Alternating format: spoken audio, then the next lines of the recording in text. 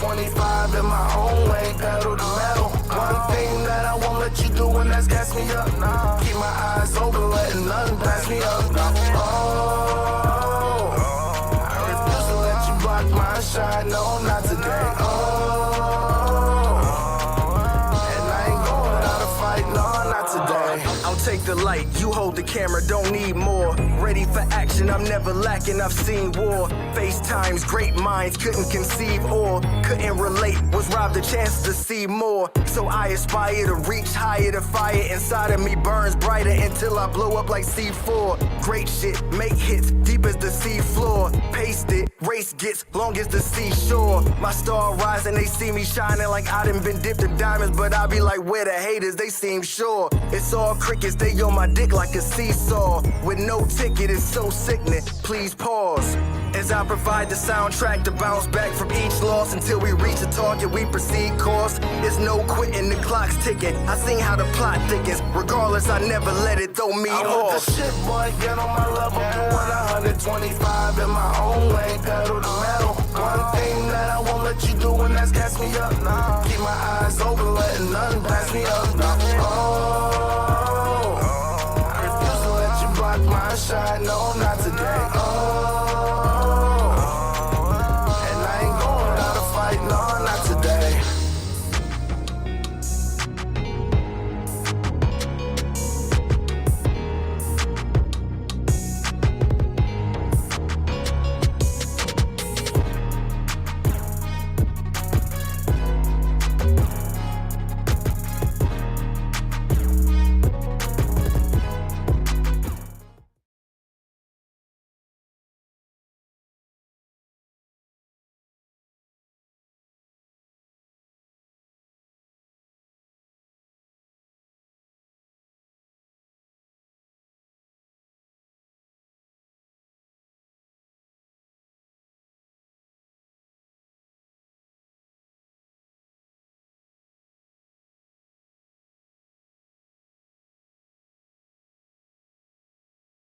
And hey, we would like to thank Paramount Pictures for sponsoring today's show. What's going on?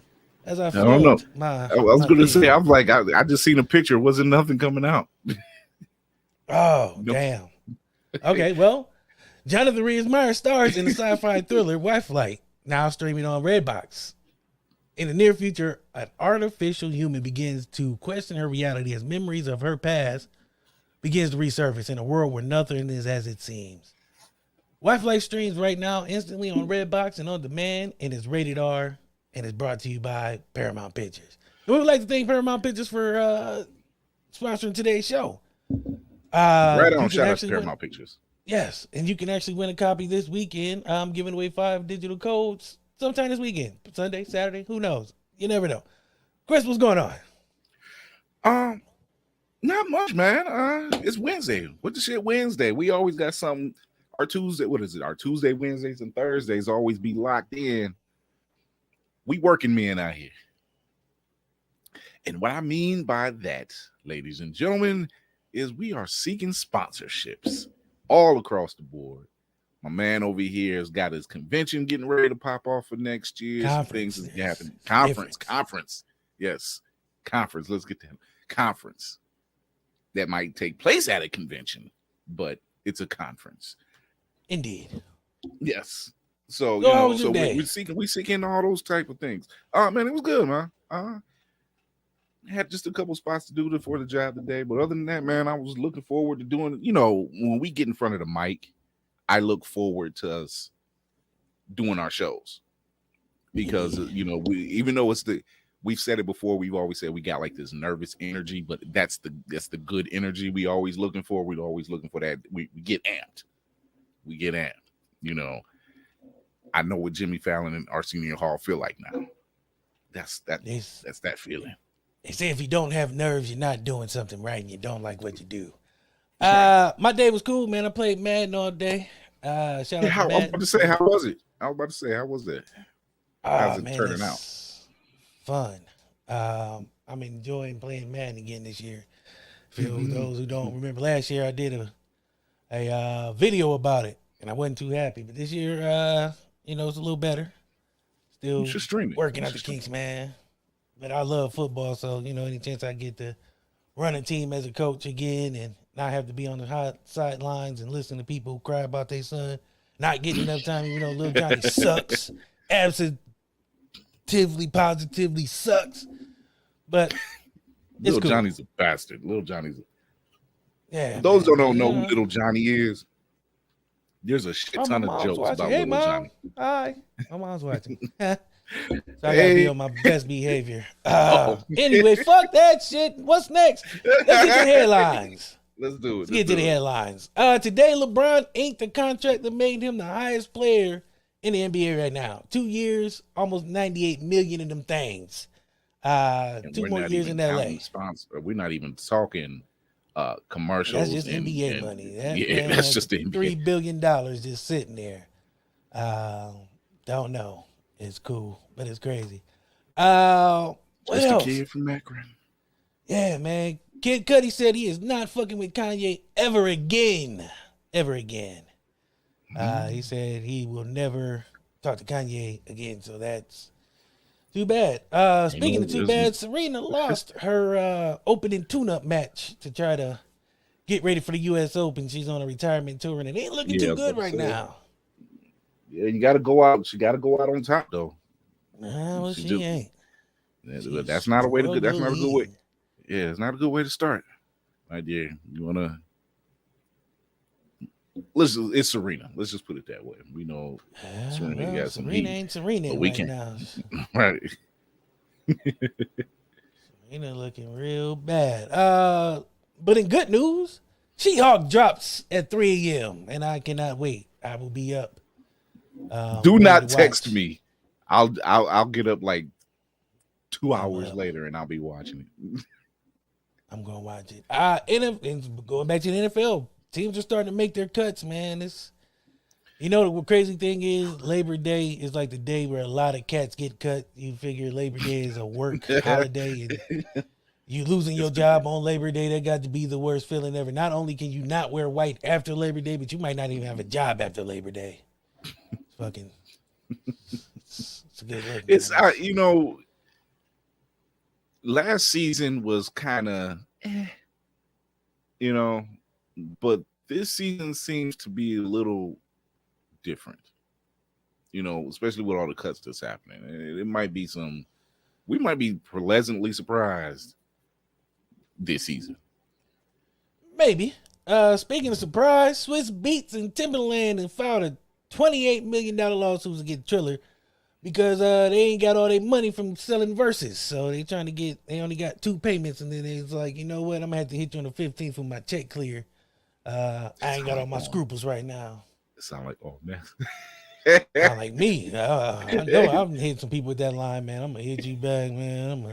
As soon as my check clear, man, I'm gonna be but that just goes to show you got to get that up front. Now look at Versus. Yeah. It's probably one of those highly sought after venues whenever something come up, except for that last. Even if it's a bad matchup, it's always something to watch. Like that last one they did with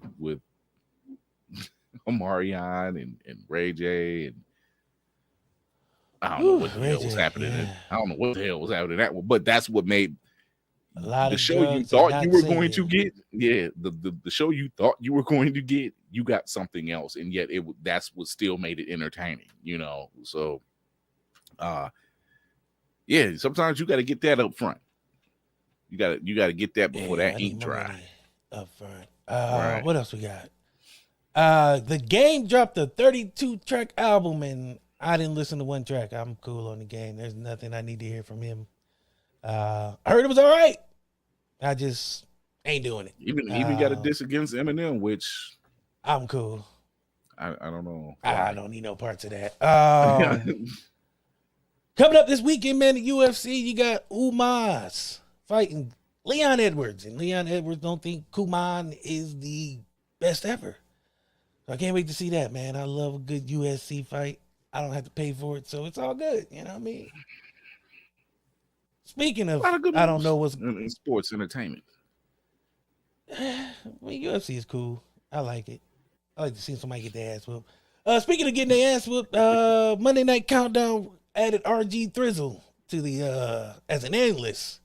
So I can't wait to him not talk football because he couldn't play football. But I think they had an error. He wasn't known for having a good lineup neither, but man, my man went to supercuts every year. The supercut lineup. That's right. He had the supercut lineup. I don't know what that. I'm like, that man's lineup made Zach from Power Rangers look black. It's like nobody pulled that brother to the side and said, "Look, man, go see my barber down there and get you together." Did he have a barber? Like, no, if you're going to supercuts. There is the look you have is like you're looking at a picture of him right now. I'm just like, yeah, you didn't have any kind of intervention at all when it came to being, having your. And I seen who he was dating. I knew nobody loved him. And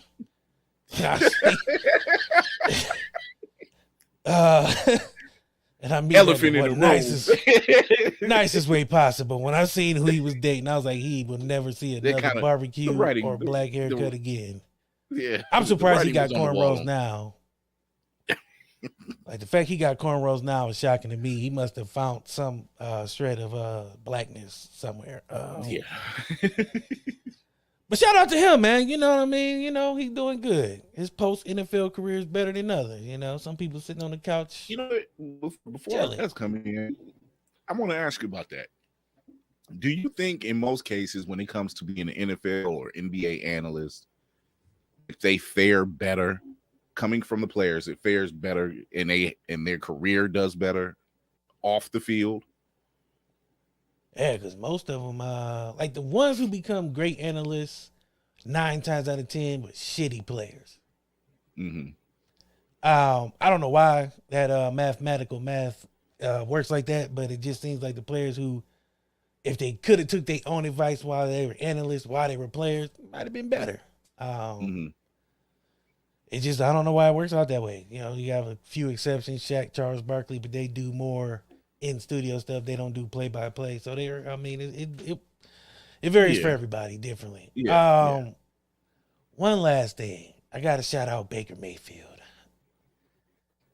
I'm looking forward to the first game of the season this year. I might actually watch a Cleveland Brown game for the first time in my life because I want to see if he's going to torch his old boss.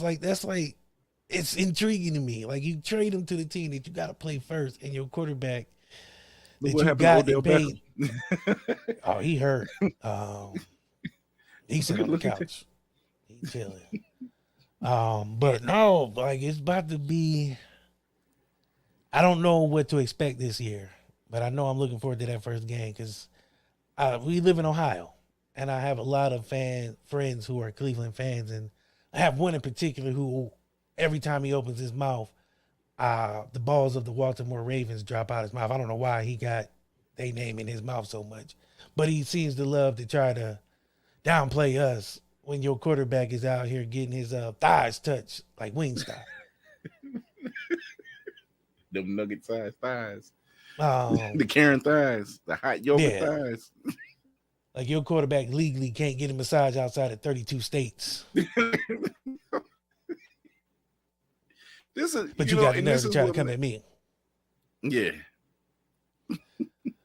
I mean, I don't get it. I mean, you can talk as much as you want, man. It's cool. I enjoy it because I can talk back because you ain't won a Super Bowl since Marion Barry was doing coke. Not Marion Barry. That's the last I've heard. Not Marion Barry. You ain't won a Super Bowl since Al Sharpton been big. You ain't won a meaningful game since ever. It says. But I don't hate. I just wish them the best. I'm gonna worry about my team and do what we need to do and wish them the best, man. But those are the headlines that I have. I mean, it is what it is. But there is some things I want to talk about before one of our guests shows up. I made a post the other day. Philosophical question I have as I drive down the road, work in my work truck, and I think about things and things in my head. And the thought that popped in my head was, I will never understand fake love and support. And a lot of people made it about the people. It's not the people. It's the idea that somebody wakes up every day and throw fake support behind a cause they don't believe in, or they, say they care about somebody, or they care about somebody's work, but they don't really care or show it other than when it's convenient or it looks good, or there's a lot of people already liking the post, so they throw their thumbs up on there just to, be a part of the conversation. To me, that it's a wild concept that somebody will have the audacity to be mentally stable enough to be like, I don't really care about what this person is doing, but because there's a lot going on this post, let me throw my thumbs up there so people can see that I care about you. When in all actuality, you really don't. And I've never understood that concept. Like, that's a crazy thing for somebody to do that. And I want to understand why people do that. Like, the root of the matter. Because I see it all the time. I think it's because it's so prevalent, especially with social media, that you have people you do have genuine people who are in the social media game who are really about their business, who really about the cause that they're putting forth and everything else. But then you have the other part who are just trying to be seen. They flash in the pan attitude, these microwave attitudes. They want to jump on the hottest thing at that time, and I get what you're saying. I see it, and I watch you seen what I said when I responded to it. It was like I watch people's moves. I literally watch people's moves. And somebody said the same thing. Somebody was like, "Oh, well, that's just what people do." But why is my question? When are you sad? Are you unhappy? Are you genuinely? It leads to something. There's some form of there's some form of unhappiness, or want in that particular person or whatever. Like, because some people just like to be glory hogs, or like they got to be a part of that, whatever that is happening at that time. You know what I mean? And I think that's what it is. I think it's a movement of, hey man, I want to ride that wave too, so I'm gonna jump on after the fact. And I mean, that's cool. Sometimes people catch on late. Everybody jump off the porch at different times. It's just, there's some people you can tell it's just arterial. It's just something different that they're doing it for, and it ain't the same. It ain't genuine, and it ain't artificial. You know what I mean? It's fake. Like, I see it all the time, and it's just. I was driving. It was about 8 a.m. I hadn't had coffee yet, so I had to wake myself up, and that's the thought that woke me up. That's the one that did it. Yeah, it was like I see it in my head, and the light bulb went off, and I was like, damn. This is crazy, because I see it all the time. I see people work with other people, and then after they get done working with them, the one person who is, they supporting, they're shouting it out, they're trying to promote it, the other person, no promotion, no words, no nothing. It's just like, I'm going to let you do the work, but just put my name on it. And to me, that's a weird thing. I've seen that often. And like I said, I watch when people do those kind of moves. And I always say, okay, maybe in a business sense, I will probably work with that person on a business side. I don't get my expectations up on it neither. I'm like, okay, if you didn't have the,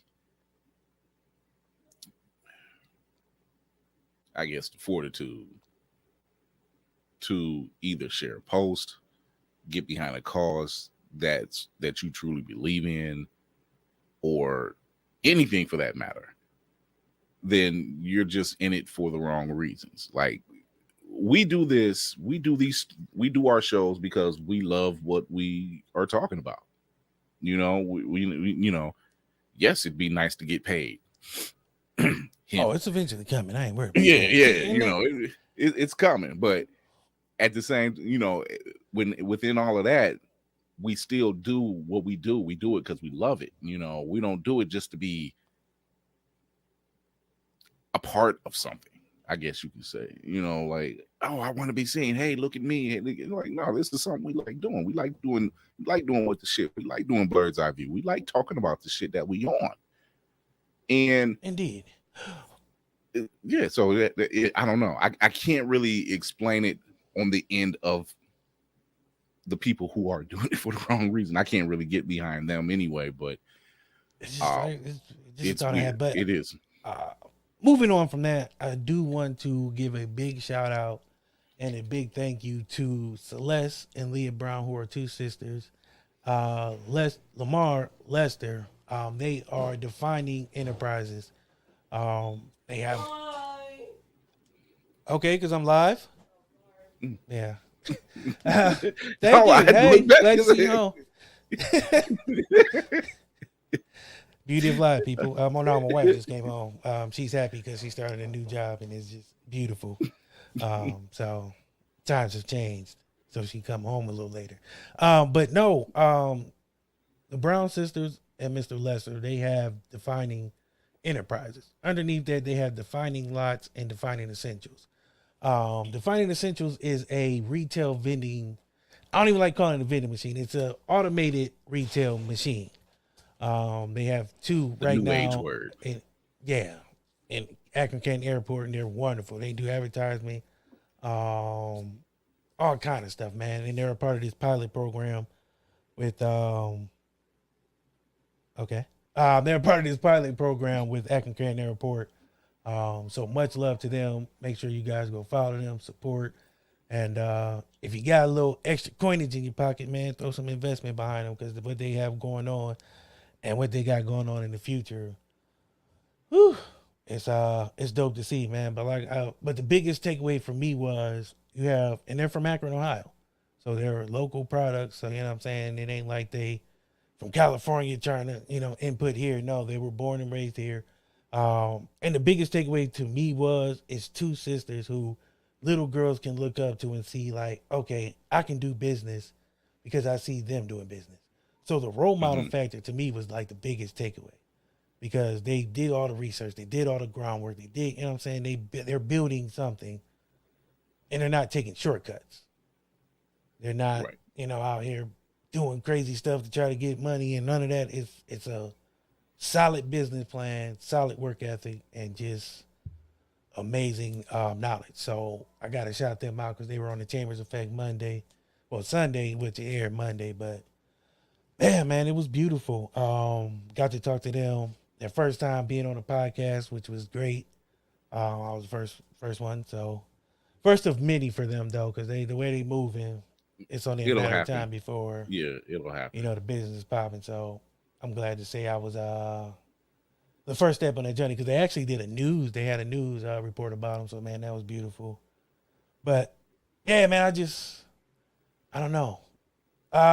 What happened last night? Besides Blurred's Eye? Yeah, there was something that happened last night. Some Karen somewhere did something. Don't know why, don't know where, don't know when. I was about to say, I'm like, we did something happen last night? Nah, there's a Karen somewhere. There's a Karen somewhere who's done something the night previous and the night previous before. We don't know where, but we're sure she's out there. Skittles. Taste the rainbow. That's all I got. As I look around the landscape of the world, man, two things struck me. One, people are fucking awesome when they are using nothing to get something. I seen a kid the other day, man. He was out here selling just like cups of water. Innocent. Just cups of water. $1 a cup. $1 a cup, and he was banking. You know why? He had a cute factor. Cute little kid trying to sell water. How can you turn it down? You can't turn it down. A cute little kid selling water. I don't care how much it is. He was selling water, and he was making money. It's amazing. I have seen something like it, but, little black kid just selling water by the cup loads for $1. And he had a routine, though, Chris. He had a routine. He was like, "Hi, sir. I'm selling water." They hit you with the Oliver. And then he looked down like this. "Would you like to buy some?" I was like, "Hell no, kid. Water ain't $1." But then I gave him $2, man, just because he was out there hustling. Well, see, I can appreciate, because even around here, you got a lot, and I don't know if people have been paying attention to the news, but there's a lot of high schools who are having to postpone some of their first games because they don't have enough helmets. They're not getting them back in time. It's a whole bunch of stuff, but I want you all to pay attention, because it's always the inner city schools. Well, of course. You're not going to have little Johnny out there without no helmet getting his head rocked. Because I bet you Amherst ain't got no problem getting their first game off the ground. I bet you that. Yeah, so man, when you see a lot of these kids out here, like you said, you seen a kid down there and selling water. Up here in Cleveland, we see them all the time selling bottles and everything else, whatever they can get to kind of support their team. Help them out, because obviously it's harder for the inner city schools. It's harder for these little league football squads that are in the inner city to get the equipment that they need, to get the funding that they need, because it's always something is just one more rung on the ladder for us to fight, for us to climb on. So at least we can support each other in that venue. Also, parents, y'all made it. Y'all made it. You made it to 3 months of kids running through your house, getting your good air out. Flies in there because they holding the door open. Food gone because they ain't got nothing to eat because they ain't bring their school stomach home for the summer. School's back in. Congratulations, you made it. You're welcome. You made it. Now they're the teacher's problem, not yours. Just for 8 hours a day. You can restock the fridge. Now you can pretend to take off work because you're sick and sit around the house and do the shit you wanted to do during the summer, but you couldn't. Little Timmy was around there asking for food and sandwiches every 5 minutes like he ain't never ate before. You're welcome. It's all your time, man. Congratulations, you made Timmy, it. and I hunger for your soul. That's 6 months of him being a teacher's problem for 8 hours a day. It's cool, man. So, also, there's something I also wanted to address. Man, this is gonna be tough. I don't know how to. Well, if it's like a Band-Aid, just rip that some bitch off. No. Sometimes you gotta be gentle.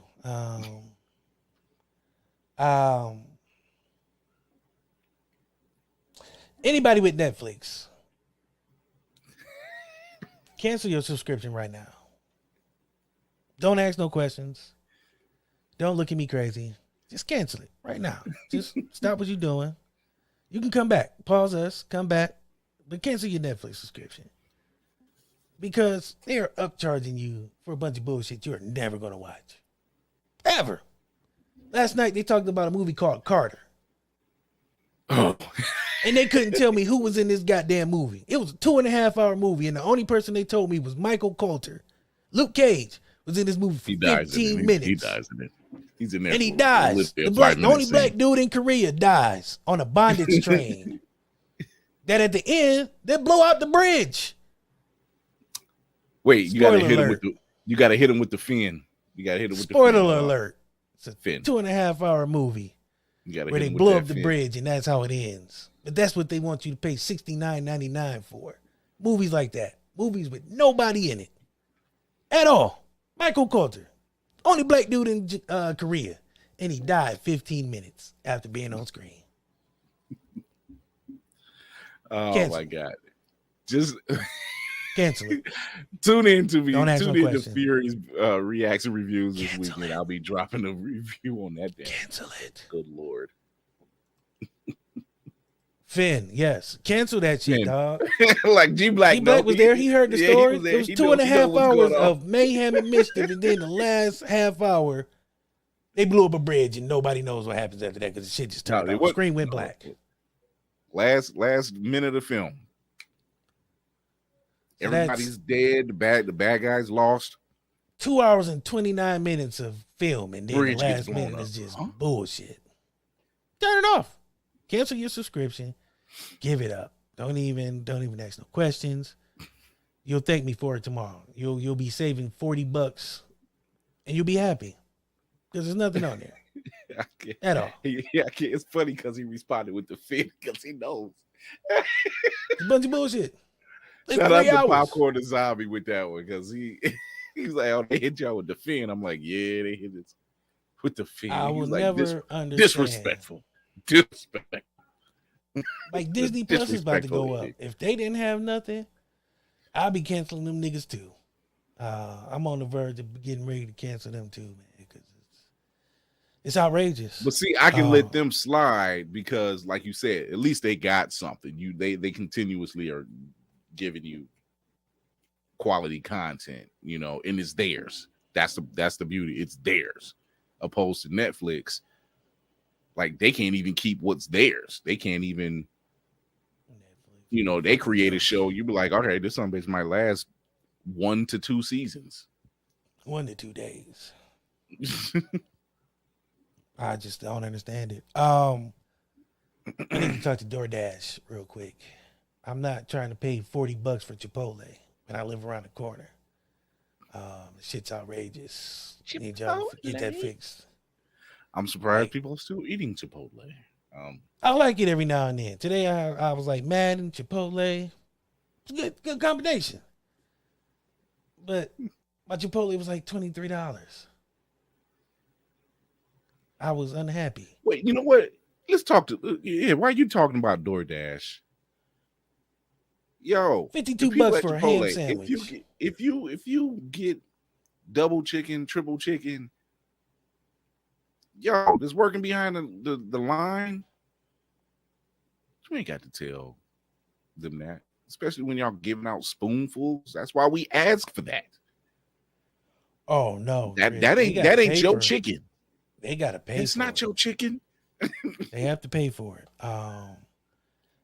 One dude was cool. I had to fist bump him. Like I gave him a nod when I left because I got like double chicken, and he didn't snitch on me. See, it's a good brother. It helps. We're in a recession, people. It helps. Every little bit helps. My man here purposely starving that day. He was like, I need my protein. I need my protein.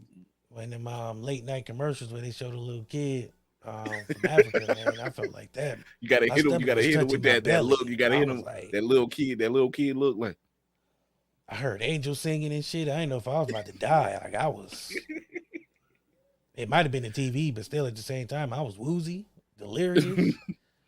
What is going on? I was getting ready to pass out. I was like, Jesus, I gotta eat. Hunger? Like, I feel my ribs. You don't want to be like that Mickey Mouse. You don't want to be like the Mickey Mouse Christmas Carol where he was slicing the bread so thin you can see through it. Yeah. You don't want that. Or slicing a pea. You split the pea between 3 people. That shit's wild. I've been there before though. I used to be not used to be. I'm still poor. Contrary to common belief. I don't know why people think I got money. Somebody hit me up the other day, was like, man, we borrowed $40. I said, nigga, where do you think I got $40 at? That I can just give it to you freely without feeling the burn 20 minutes after I give you this money. Like, nigga, I don't got money. Like, people, y'all need to realize, not all podcasters is out here bankrolling. No, if y'all noticed this, but I got 3 hoodies that I wear. Black, white, and gray. I don't think y'all realize. I just switch them up so you niggas don't realize. You know what I'm saying? Once again, a recession. A recession. Oh, I've been in a recession my whole life. I don't know. This shit is out here. We just know. And for a record, it's funny you mentioned the $40. That is now the going rate for anyone who needs a ride anywhere. I thought you was about to say something else. Oh, no.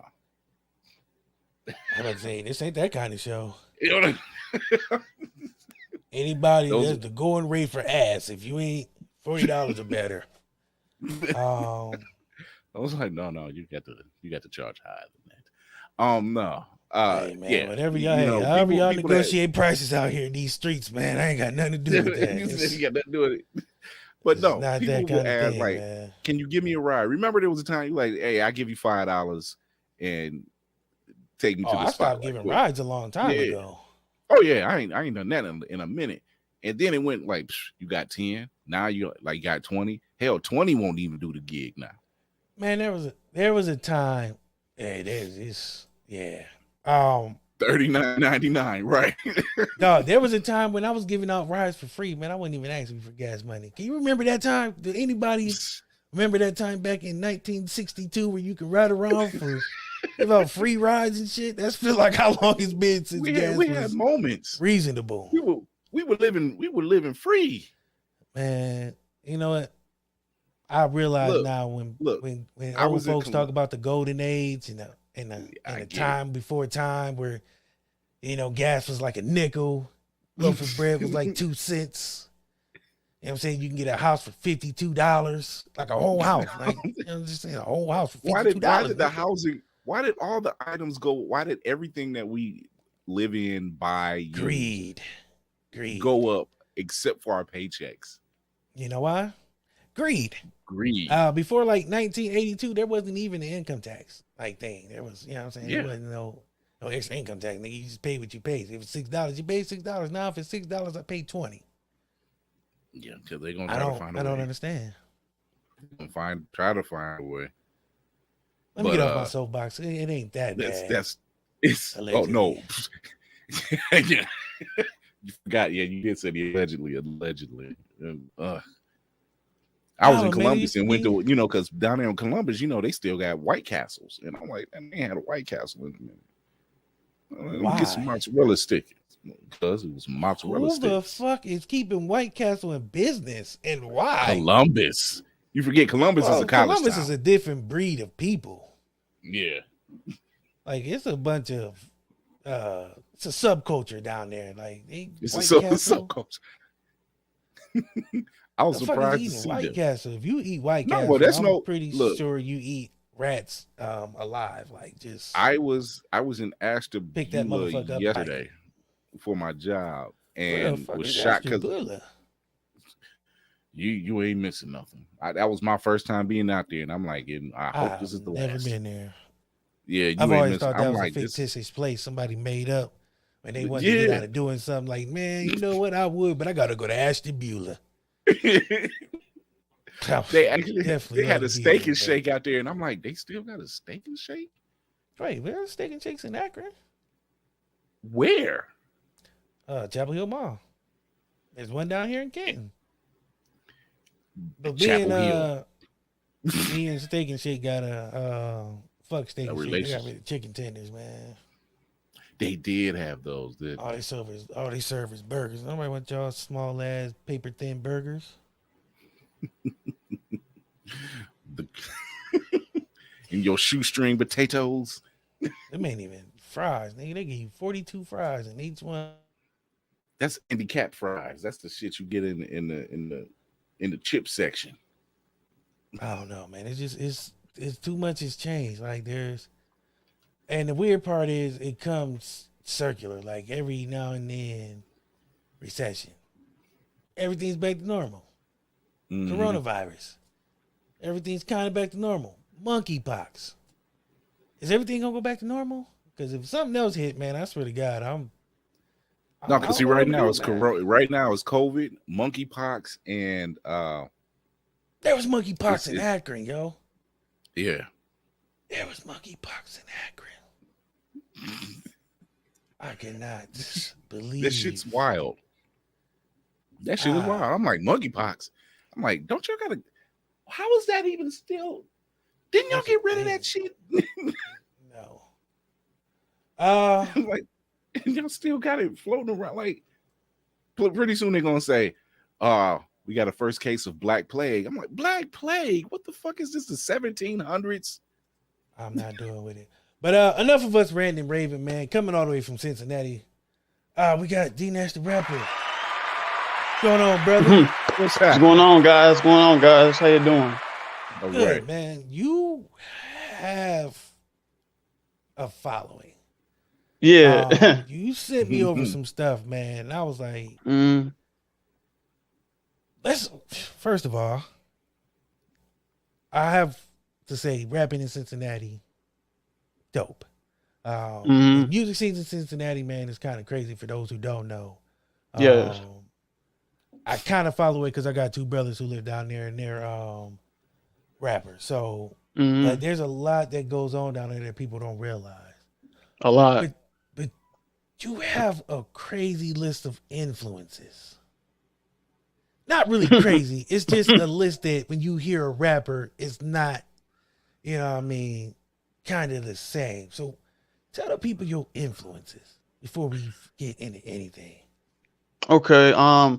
The first off, my influences come from different genres and different, music areas. So such as soul, neon soul, R&B, hip hop, new age hip hop.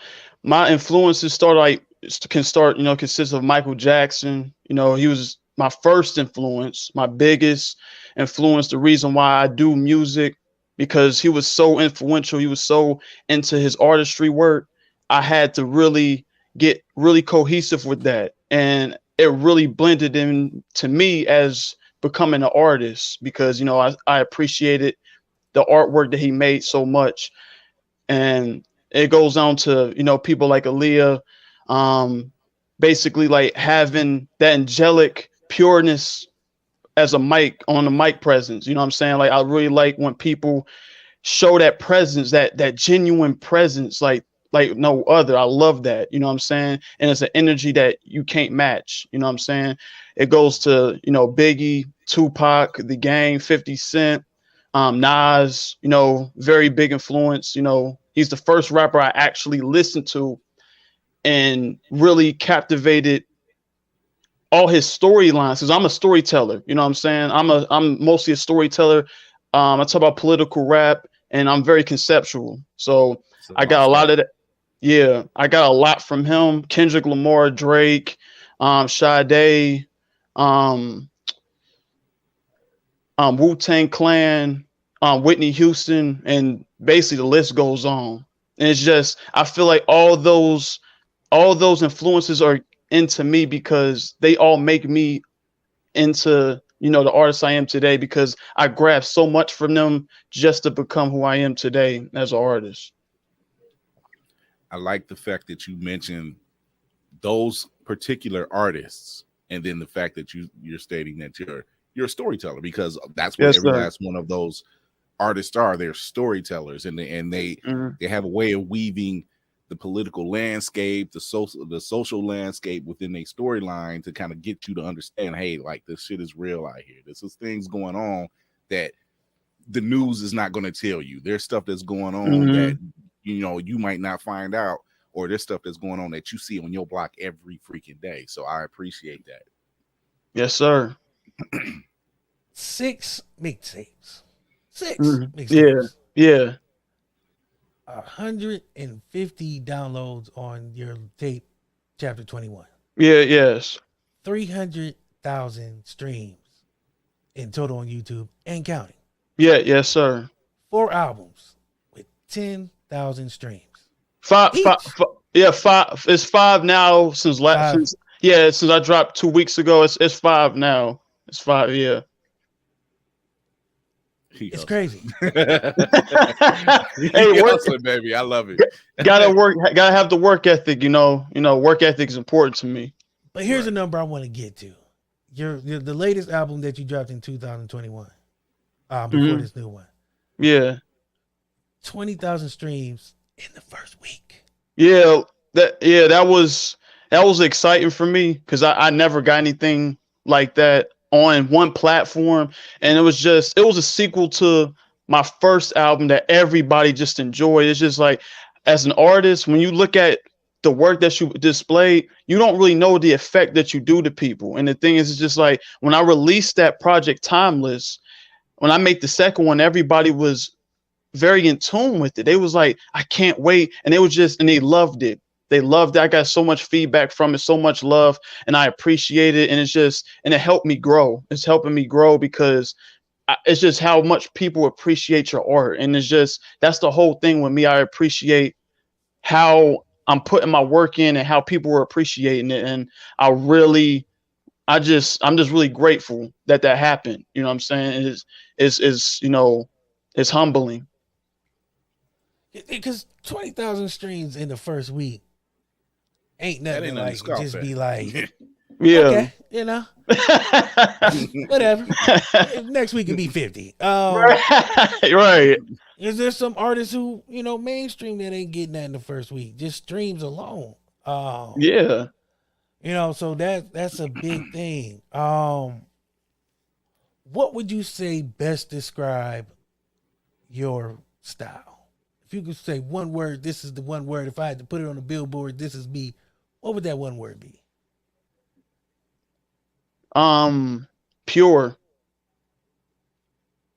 I like it. Okay. I like it. I'm not gonna say because that's a word that you don't hear in rap.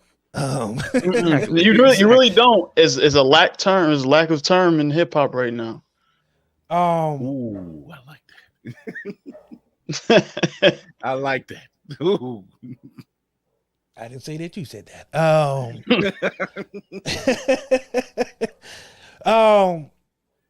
Let's put you on the spot for a second. Mm-hmm. We're gonna do 3 things. 1, favorite album that you like. All time. Doesn't matter. All time. Now, later. Just an album that you was like, damn, this right here is a timeless classic. I can listen to this back and forth all day long. The influence is there. It's pretty tough. I'm gonna give you a toss up right now, but I'm gonna choose one. It's either between Thriller or Illmatic, but I'm gonna have to give it to Illmatic. Illmatic is that one that it just says, yes, this is what hip hop is to me. This is what birthed me into hip hop, because I wouldn't be birthed without hip hop if I didn't listen to this project, so to say. Illmatic was so vivid. The pictures he was painting with lyrics was just so vivid and descriptive. It made you feel like you were in New York. Nas really just painted that picture for you, and it burst a flame in me, because previously I was a writer. I wasn't a rapper before. Like I was a writer at 6 years old. I wrote my first story at 6 years old, and I started drawing comic books. Like I used to draw. I was just always artistic, but the music side was never there until I actually listened to like Michael Jackson and Nas and so and so. But when I listened to Illmatic, it sparked a burst into me. Can't go wrong with neither one of those. I'm not gonna lie. Yeah, I was gonna say man, that's a hell of a matchup. And for real, you're right. You really can't go wrong. I wouldn't be me if I didn't do this. Sorry, brother. I know the first time we met, man. I don't want to. Worst album you ever heard? Worst.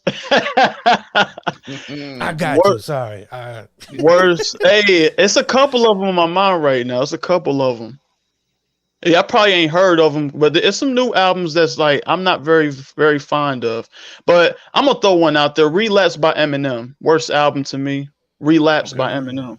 I did not. It's like I look up to Eminem. I forgot to listen to him as an influence. I look up to him too. But that album right there, smack in the face. Like what the hell? You know what I'm saying? That's the worst album to me, because it's just like, wow, this is a legend, and you just gave us this, and it's just like slap in the face.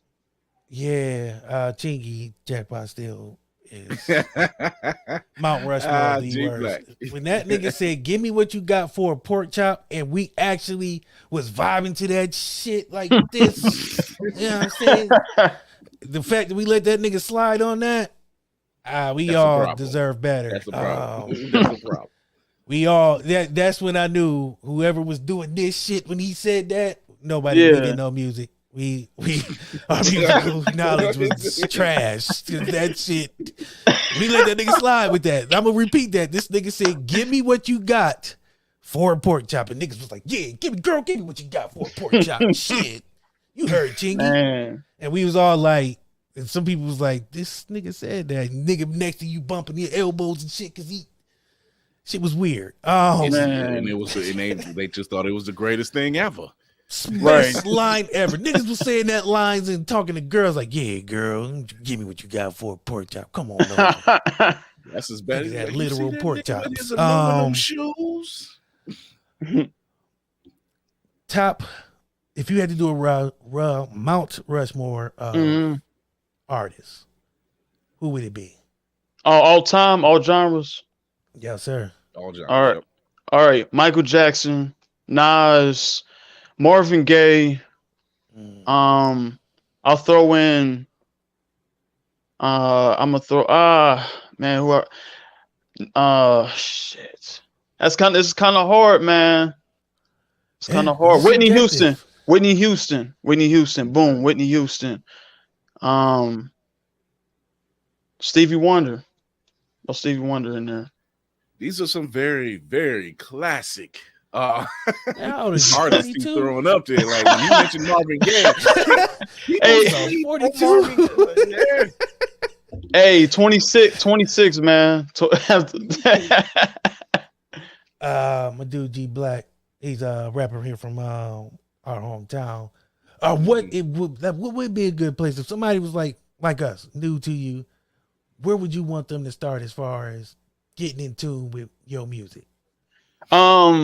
I would really want them to basically, get into the storyline because I'm very, very, conceptual and I like to put things in chronological order. So like I would want them to go understand the story because through these albums, it's a chronological order where the first part of my life where I see a perspective and I basically go through it, I'm reflecting on it, and then I go back and I reflect on a reflection I had and see where I grew from it. And then in some of the albums, I do kill my former self to show that I've grown and I don't want to go back to that person again. So I'm showing growth as time, reoccurs every year. So it's just a different experience, different vibe. I really want them to be into the albums, not really the mixtapes. I have a lot of mixtapes, but I would love them to be into the Timeless albums that I basically dropped. Timeless 1, Timeless 2, Story of the Gifted. I even have an album called The Lost Story. Everybody that's very pro-black and understand political rap, I would love y'all to check. I would love y'all to check that out because it's nothing but 100% political rap about pro-blackness, about understanding the black man, the black woman, understanding the black kid, the black adult, all that in one album setting because a lot of people don't understand us. And I made that album. I always want to make that album because we don't have a booklet on us. People just look at us like stereotypes. They look at us like, okay, they're dangerous people. We see them on the news, or animals, or monsters. And the thing is, understand the origin, understand the background, why this happened. So I put this in this album, The Lost Story, because all of us have lost stories. Our race is a lost story. We don't even know where we come from. You know what I'm saying? That's why that title to me is so bold. I ain't gonna lie, brother. You surprised me. In a good way though. Right. Because that was deeper than I thought the answer was gonna be. But that's why I like doing this. Because any preconceived notion you can have about somebody goes out the window. Yes, sir. meeting you for the first time. We spoke which cats out the bag, people. His mom was actually on the show last week, so there's that. Yeah.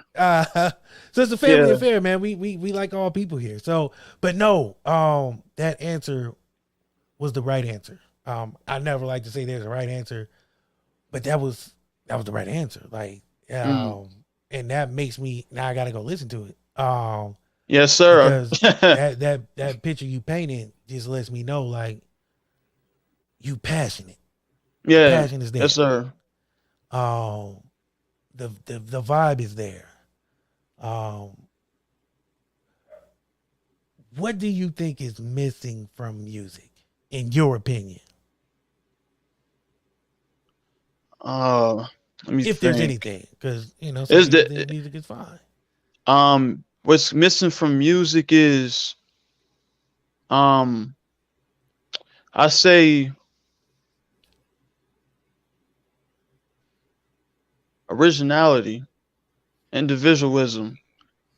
It's a lot of carbon copies of things. Nobody wants to be themselves. There's a lot of carbon copies because there's a monetary gain behind that. So I think originality and individualism is what's missing in music. We don't have that no more. Everything sounds the same. Everything's aligned the same. Everything wants to be the same. And it's coming into, an amoeba of mashed up bull crap. So everybody doesn't want to do what they want to do, but the people that do are actually feeling free. They feel good and they're doing what they want to do. But guess what? They don't get the shine. They don't get it. The amoeba gets the shine because it's the biggest thing you see in our faces. I was going to say, to piggyback off of that. I was going to ask you, do you see a light, I guess, at the end of the tunnel where there's artists such as yourself? What's that? Before you finish that, I just want to let that answer breathe for a second. Just, I want people to soak that one in before they hear something else, because it needs to be said. It's moment of silence for the amoebas. All right, go ahead. Ask your question. No, I was sorry. A moment of silence for the amoebas. No, but do you see it like a light at the end of the tunnel for artists such as yourself, who are out here, Kendrick Lamar's and everything like that, who are making that path, making that tidal wave of music that's saying, that's all cool, but you need to see what's happening right here. And it's happening in your face because you're blinded. You're blinded right now. And by the time you are able to see, it's going to be too late. To be honest, there is a light, but the gap is closing.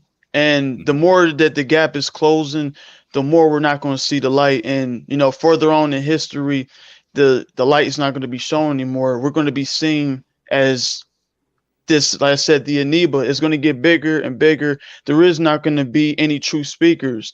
And they're dying anyways. They're dying early. Just look at the people we have now. Like, we have the true people that are the purest in our genre are dying early. Let's just say, AKA Nipsey Hussle. He was one of my, let me throw him in there too, because he's one of my biggest influences when it comes to the mindset, when it comes to this business and the music industry.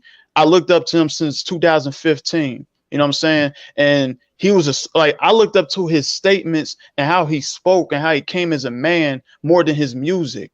Surprising as that seems, I respected him and his drive through this music and keeping it real and keeping it as himself and not trying to be like this and like this. He was a light. Guess what? It closed when he passed away. Now people think that, where's some other Nips? Where's the Nips? There ain't none. They're going to keep disappearing because this is what happens. Is either people get, into situations and they basically try to do right and they die for it. We die for what we fucking believe in. We die for what we believe in. And that's what I'm trying to do as an artist. I'm trying to do whatever I got to do to shift the culture and open that light, because it's closing, and the more it closes, the more the genre is going to be not outspoken like it used to be back in the 80s. I said, I know that's dope, and he's right. You're right. I see that a lot.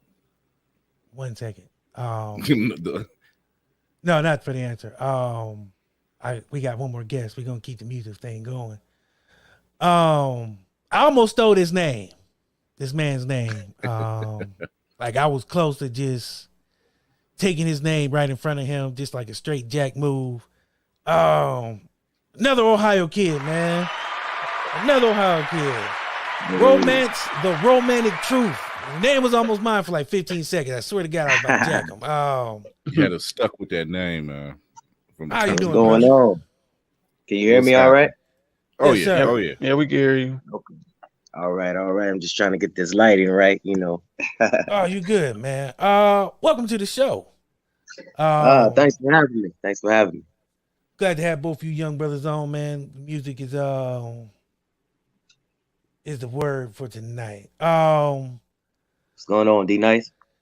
D What's Nash? going on? What's going on, D-Nash. man? Doing great, brother. All right. Let me ask y'all a question. Independent or major label? Independent. I'd say independent as long as possible, but if it makes sense, then you can transition to a major. But like I said, I feel like once you have ownership, as much ownership as you can negotiate that. It depends on how broad you want to go. I think it's great if you can stay independent and you can have like-minded people that will come in and you can work together and grow. But as far as I'm not necessarily against working with like corporate or majors or whatnot, but definitely not right off the rip. The more you hold out, the more you can negotiate. So I think that's the way you got to look at it sometimes. Mm-hmm. Do you think there are more artists who are recognizing that independent, when you have people like Chance the Rapper, realizing like independent just might be the way to go? When you have artists like Snoop Dogg finally getting Death Row Records and basically getting not just his masters back, but the masters of the artists who were on there and giving them back to the original artists. When you see that type of stuff, do you notice that artists are recognizing that it doesn't pay to go to the big labels in so many ways? You fare better going independent. Do you see more of that happening? Go ahead, sir. Well, honestly, I see more of it, but it's a small amount happening with it because I'm gonna explain some things. Like 21 Savage, for example, a lot of people probably don't know this. He has an admin deal. That's probably one of the hardest deals in the music industry to get, is to get an admin deal. Every artist wants an admin deal, but at the same time, the admin deal is you get 95%, label gets 5%. Do a joint venture with a label, you have leverage, you keep masters and publishing, you just do a joint venture with the label to get your album distributed.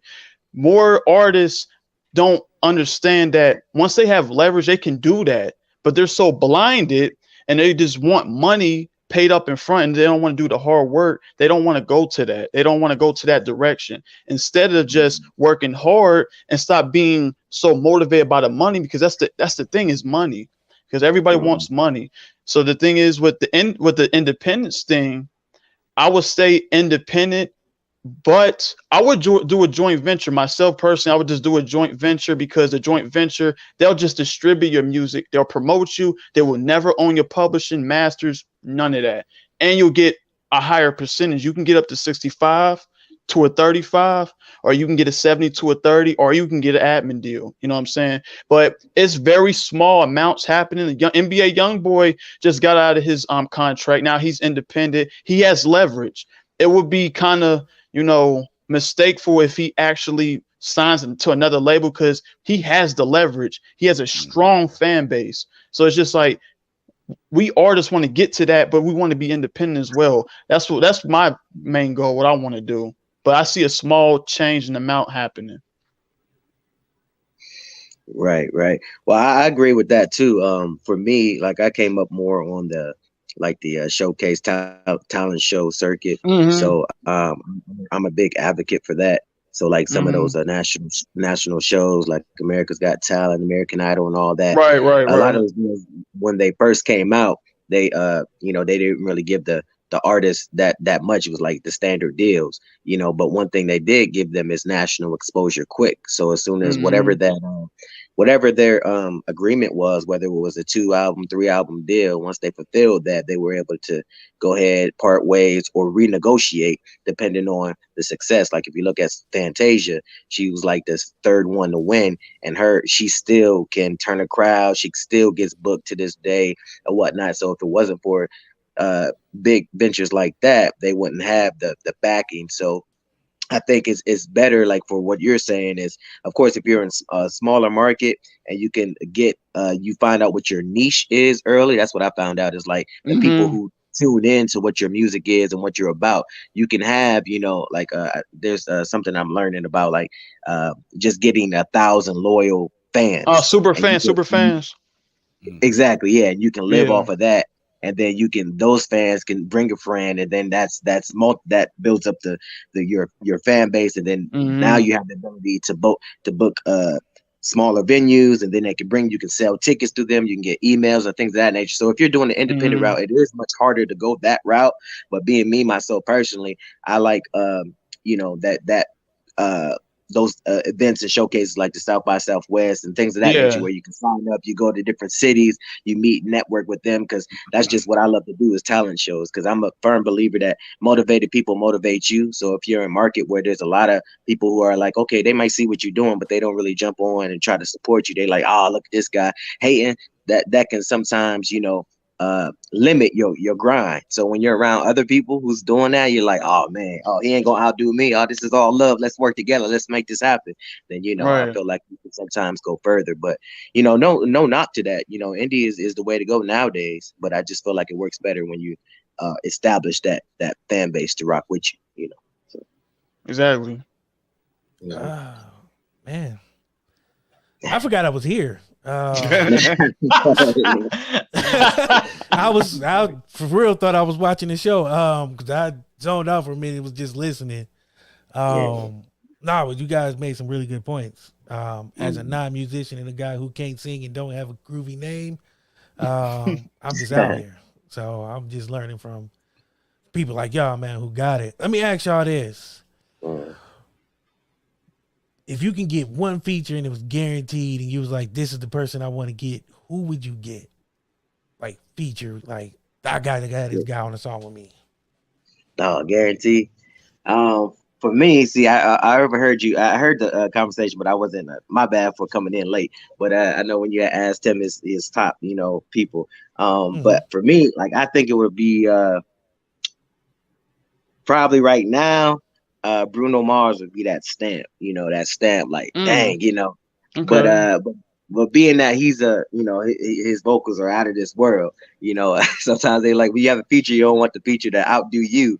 So that might be, but he would be my stamp. Like if I just rapped and had him do the hook, then that'd be my stamp. But that's as a singer. But as a rapper, I would probably say who I like. My guy is, a lot of people don't rock with him as much as they did, but one of my favorite rappers in the current days is B.O.B. Oh yeah. Yeah, man, I really dope. He's dope. Yeah, that's my guy. That's who I get my influence from. So yeah, Bobby Ray. Okay. Or Chance the Rapper. It would be one of those two. So I mean, that's how I rock with, but it's just me. I like all those guys. I still rock with B.O.B. every now and then, even though people think he went crazy. But me, I like timeless classics, so I still listen to some old stuff. You know what I'm saying? The other day, I don't know if y'all remember this song. Remember Young L.A.? That song, Futuristic Love? Okay, yeah. I found that the other day, and I was bumping that shit in my work truck, like, on repeat, man. That was my shit. But anyway, my bad. D Nash, who would you?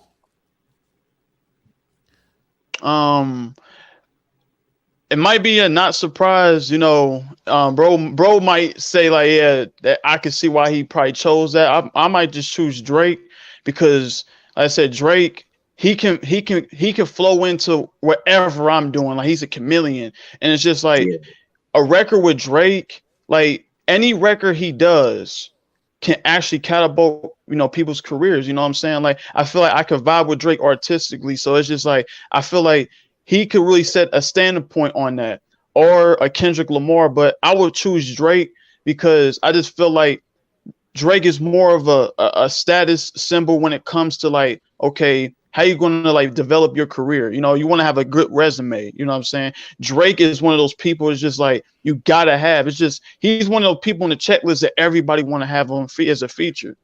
Kendrick, he's cool, but at the same time, like I just feel like he's cool, but marketing wise, Drake is going to be the better option for me because it's just, he targets so many audiences, and I just feel like the vibe, what he can do to my tracks, and we can just vibe artistically. With Kendrick, I feel like we might bump heads. You know what I'm saying? I feel like we might bump heads. I'm gonna be real. Like, he's one of my favorite, artists, but we might bump heads. But I just feel like Drake could just go with the flow. Like, yeah, because I like Kendrick. He's a super perfectionist, and Drake, he just goes with the flow, what you want. So I actually pick Drake. Yeah, Drake is kind of like, I hate to say this, but I've seen somebody compare that to say that he's kind of like the R. Kelly of today with the being able to commit, change it up with the styles like each era. Yeah. As far as celebrity, he's like Michael Jackson in a way. Well, as celebrity and sales, he's like the Michael Jackson of today as far as just the sales and popularity across the globe, not comparing to Michael with anything, but I'm saying as far as sales and popularity, his albums, like he's set records, like he's up there. It'd be him and Kanye would be. I would love to see that versus, by the way. I'm gonna just shout that out. Kanye and Drake. I would love to see that too. Hey, me and my friends actually did like a fan made Drake versus Kanye, and it was a tie. It was a tie too, because like I was doing that, and it was like, man, we want to see that so bad. They got a big catalogs, like crazy catalogs. For the past 20 years, Kanye from the early 2000s to 2010s and the mid 2000s, and Drake from 2010 to current. I mean, that mashup, man, for real. So. But I can't put Drake up there with Michael Jackson yet, because Michael Jackson made grown men faint and cry. Hey, I cried when he died. I cried when he died. Me too, man. I'm not gonna lie. I've seen that European tour, and that was bananas. Micah. Yeah, man. All you need, what y'all need to have in y'all catalog is that is the Michael Jackson's Bad tour. That's on DVD, as well as they may have it on Netflix too. But that's something that, like, man, I watched it during the COVID, and I had to watch that back like 3 times. He was just so flawless on that stage. You know what I mean? Yeah, that was the thing about Michael, though. Dope. Yeah, he was. And the true story, like when he passed away, I was trying out for American Idol, and they had a local one in Niles, Ohio. And so whoever won that, they got to go to Cleveland, a free route to like perform in front of the judges or whatnot. And literally right before I got on stage, the announcer stopped. It was somebody before me, and they said, excuse me, we want to make an announcement. The King of Pop, Michael Jackson, has just passed away. And then everybody in the room gasped at the same time. And then she says, all right, and our next performer is Caleb. I'm like, so I have to go on after hearing like my hero. Time out. Hold on. Exactly. Like she said, it just like it was barely a moment of silence, and like.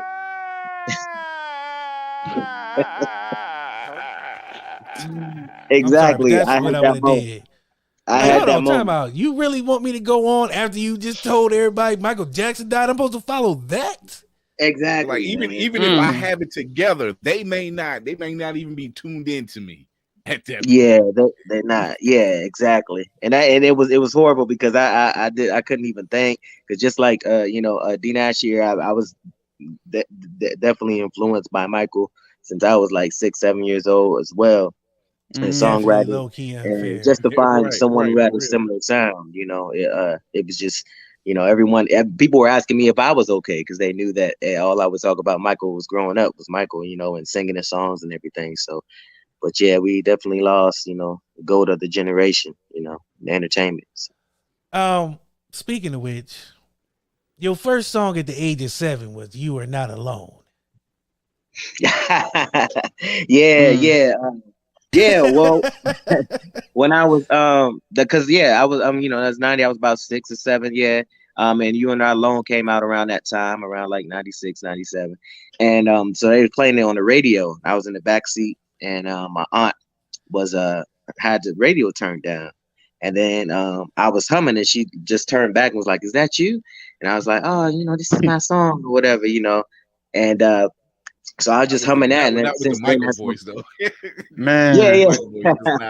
Oh, that's my song. Yeah, so that was the first time hearing that, and I just started singing along, another day is gone, and then it just kind of added brother, to the tone. I'm gonna need you not to be singing out here, man. We got Oh, we had this conversation, man.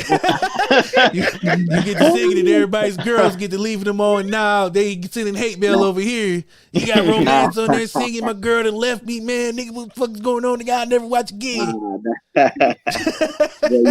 get it. But yeah, that's how it started, Then I saw, which everybody saw, his reunion with his brothers in 2001. And that was my first time seeing him live, with everybody. And I was just, man, I went out and bought that album, the History album, as well as the Invincible album, his last debut album, Alive. And then, I was just a fan since then. And it just inspired me to start writing my own songs and covers, and just kind of grew from there, I gotta tell the story about how we met the brother Romance. We were at the $1 Million Baby event hosted by T Vix and Miss Dean.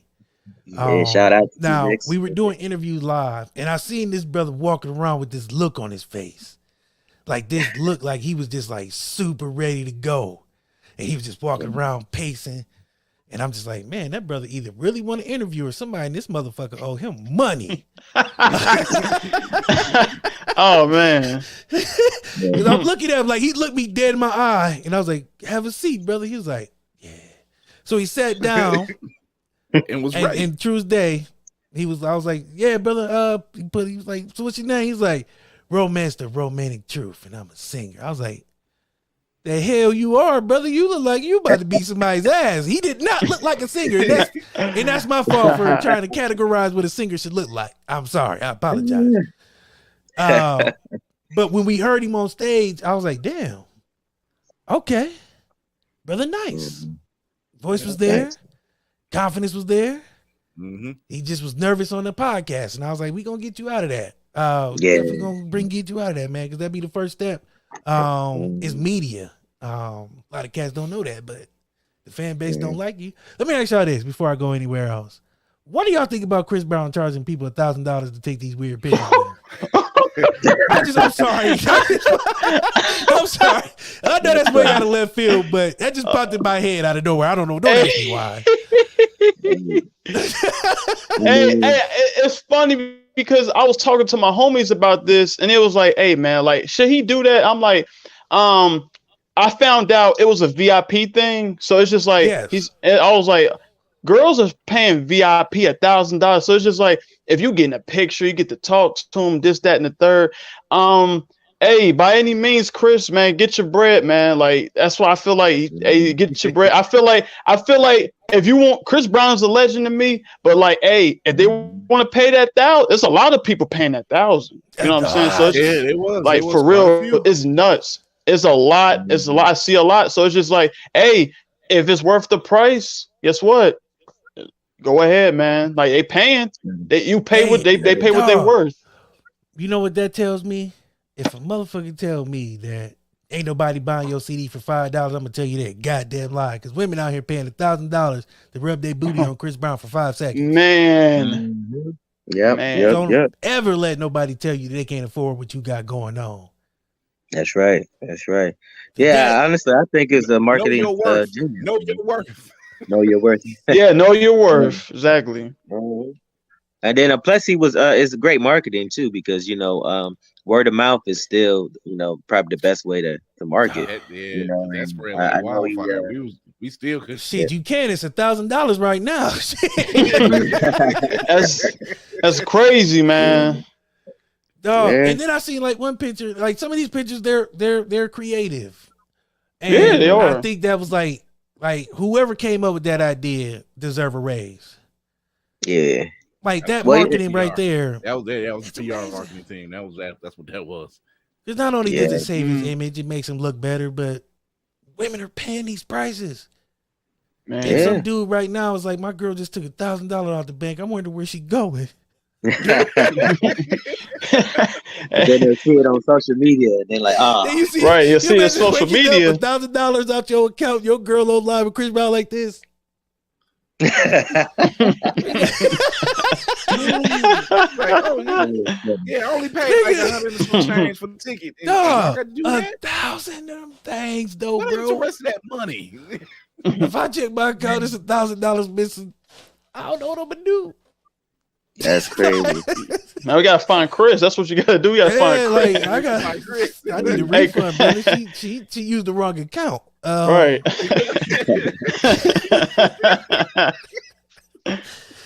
Hey, buddy, man. so once in a lifetime thing. You gotta do that like that LeBron meme when he went ahead, just put his glasses on, grabbed his little bag, and walked off. And left. Dip. It's a little Merce. Ohio music. Cincinnati, Warren, kind of polar opposites on the map. I'm not sure because I failed geography or whatever that class is where they teach you maps. But you're not in Ohio no more, right, brother? Mr. Romance, you down in Atlanta still, right? You back down in Atlanta? No, I'm my residence, it is in Atlanta. Like I'm still a resident there, but I'm temporarily back in Ohio. So I'll be here for at least a year and then I'm going back. Yeah. So I'll be rocking out with you guys, and maybe I'll come down to Cincinnati. You know, we have to get some shows or something, man. You know, collab. Yeah, definitely. I'm definitely trying to touch base. Why not? Yeah. Let me ask y'all a question. Why not? Hey, let's network. We got the vibe. Let's network. I know somebody who can know somebody who might be able to exchange information for y'all, man. Some ugly dude, man, whose wife just took $1,000 and out here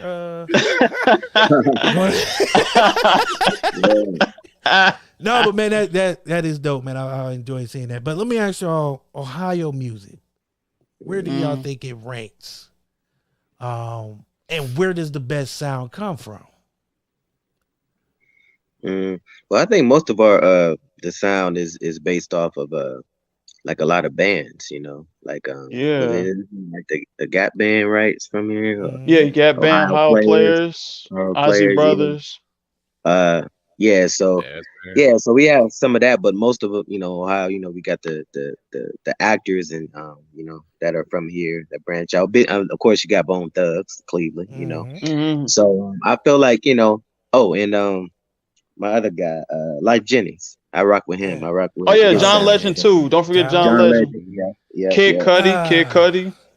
I think it's more of a cleaner sound, and with its own little, like, you know, I don't know, kind of like a stutter clean sound, depending on what you listen to. But you know, I think it can also be universal. I think since the South, there's so much of the South music that's kind of taken over, you know, the past, like, I don't know, 10 years or so. Yeah, it's more saturated with that, but you got artists out of Chicago, so, you know. But Midwest, you know, we definitely gonna make a comeback, you know, as far as bringing it back up this way. You know, you got to have diversity in the market. You know, once it gets oversaturated, then it's not really no fun because everyone's trying to perpetuate and reinterpret the same sounds, and you know, so. Yeah, our brothers are smart, man. I like that. I wouldn't have came up with that answer. I would have said something goofy, and it would have. That's just me. Plus my knowledge is. But that's why y'all students of the game, man. That's why I lean on people like y'all, man, who are students of the game, man, who study, man, because I can tell both y'all do. Just based off the influences, just based on the sound, just based off just talking to y'all. You know what I mean? And that's what I enjoy about this show, man, being able to talk to especially young brothers who are trying to do it the right way. You know what I mean? Who have the knowledge, who have the talent, who are really trying to work to make it. And that's what's going to make y'all better.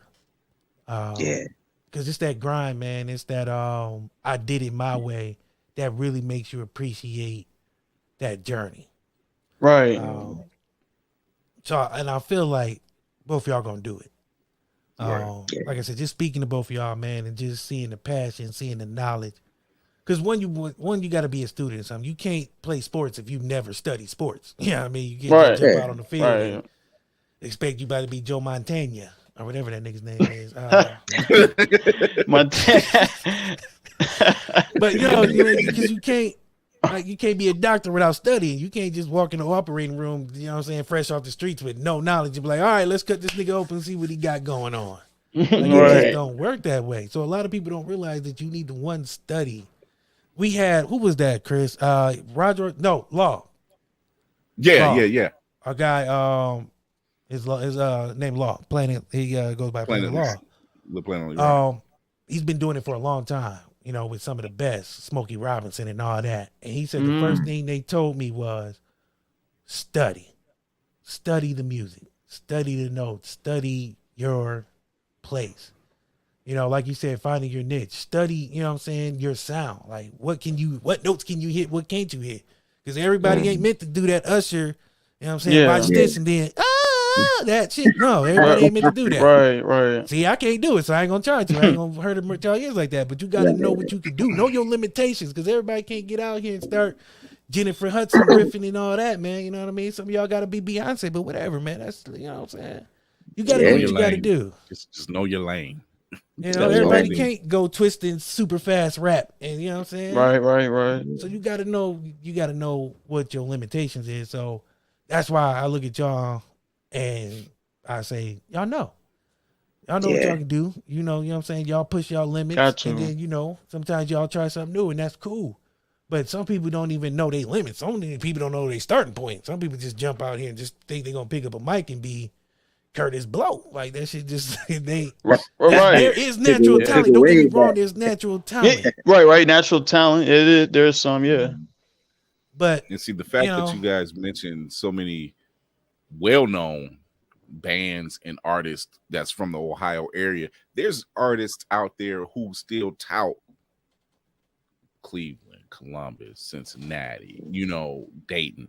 They still tout like that. These were the cities to go to perform. Like they love coming, so it's very appreciative when you see that type of stuff. Where do you guys want to be in the next? I hate doing 5 years because that's such a vague number and it's such a long time away. If anybody can plan out shit for 5 years, you a different kind of breed of person, man. I'm gonna just tell you that. You're fucking mutant. Like nobody should know what they're gonna do in 5 years. That's just I'm sorry. That's just a different level of narcissism. Like, I'm gonna do this in 5 years. It's creepy to me, man. I don't trust nobody who can plan shit out that far. It's just me. This is something personal. I got bugaboos, y'all. I got hangups. Don't judge me. Judge yourselves. But no, let's say 2 years, because bugaboos, man. They hangups, man. D Nash, you just had an album drop. Yeah. Romance, you're working on one that's coming out in 2023. Yeah, well, my EP just dropped. My debut just dropped about a couple months ago. Yeah, it's called the Rhythms of Romance. Rhythms of Romance. Look at that. That sounds hard. That's so hard. You guys got some fucking titles. There was another one you had. Let me see if I the mixtape at the showcase. No mixtape. No cost for romance and lyrics. Yeah, that's the mixtape. That would be no cost for lyrics and romance. Yeah. Dog, that is a name. Like, y'all, let me ask y'all a question, because I've always wondered this. Album names. Is that the first thing you think of, or is that after everything is done? Because I've always wondered that, because I never did an album, so I don't fucking know. So, that's why I asked. We have hard-hitting questions. I personally, I do it first because, I have to have a statement. I have to be inspired by something, and I have to talk about one, thing in a sense. I have to take and grasp and branch off these things. So basically the album name is the seed, and once it grows, it can branch off to these songs, you know what I'm saying, and these ideas and then lines of the songs, so on and so forth. So it just expands and grows because you're trying to grow that tree. So it's just like take the one stem, you gotta grow it with the inspiration. That's the water. Inspiration is the water, and then the motivation, is the sunlight. So it's just like you gotta basically mix that and start with the header, because you can't write a story without a title. You know what I'm saying? You can't write a book without a title. You know what I'm saying? So I treat my albums as books and chapters. You know what I'm saying? So the chapters are the songs. The book title is the album name title. So for me, I gotta have the album title first. The way he just described that. Broke it down. I'll be out of a job. Had to, man. Hey, that's my dude. Hey, man. I'll be out of a job soon. Y'all about to take over. They gonna forget I'm here in a minute. They gonna be like, man, what's that nigga doing up there in the corner? Who's he? But y'all good, man. I'll give y'all that. Romance, man, how do you come about with yours? What comes first, the chicken or the egg? Well, I would probably say, well, the egg. So my bad. I ain't mean to switch it on you. Yeah, no, I know. I was like, okay, how did I answer that? But for me, what I normally do is like I'll write a few songs, or I'll start one and have to come back to it, and I'll just have different references. And then I'll flip through my pages, like, because I still have my my book. I like to handwrite a lot of the stuff because it retains better when I handwrite it rather than type it on an iPhone or something like that. So I'll go through it and I'm like, I get a feeling for it, and I'll pick out my top 5 or top 10, see if that goes with this. So like he said, it depends on what story I'm trying to tell. But for the most part, I think that I come up with the title after I get the body of work together.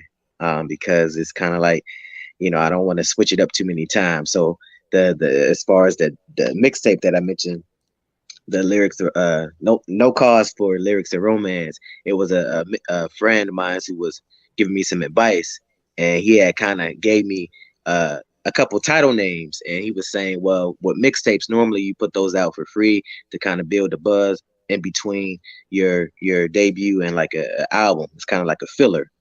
So he was like, man, you should call it No Cost or for whatever. And I was like, oh yeah, No Cost for Romance. I was like, nah, No Cost for Lyrics and Romance, So I switched it up like that.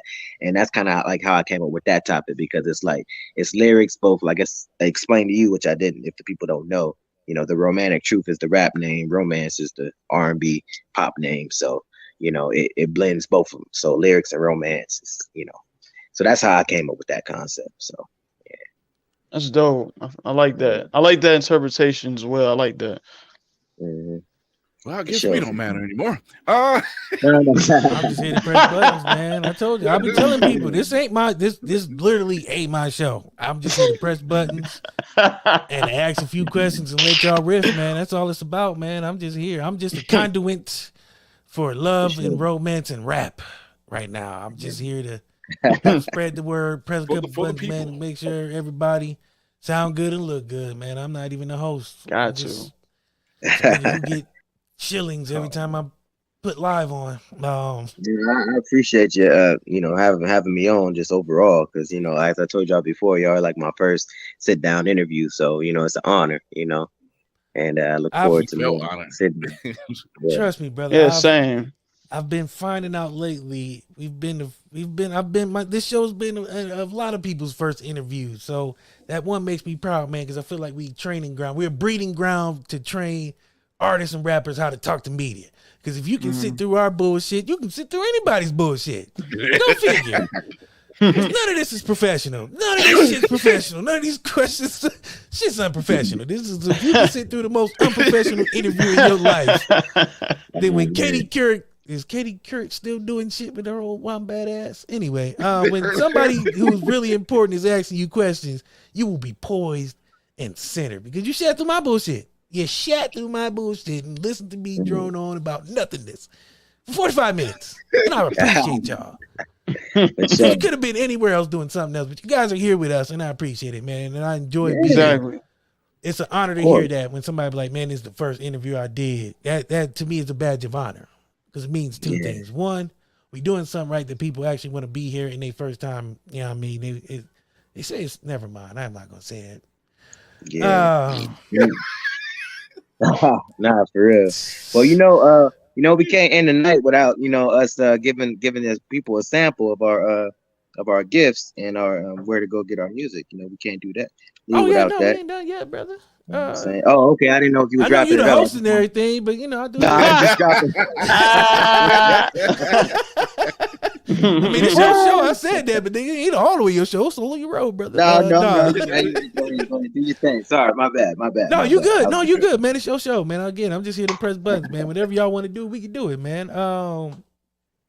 But yeah, there will be done. I will make sure everybody get your guys' social medias, and they will be in the audio description. So make sure that. But I mean, if you guys want to give a sample, I mean, I got time. Yeah, right. I will let Romance do it because I can't do it right now because I'm on the phone. My speaker broke, so I'll let Romance take the show right now. I'll see what he got. Go ahead. Okay. I'm gonna go ahead and let me go ahead and do this real quick, brother. Let me. All right. Hold on, wait. Before you do that, hold on. Let me get you. There you go. The stage is yours. Welcome to America. All right. Cool.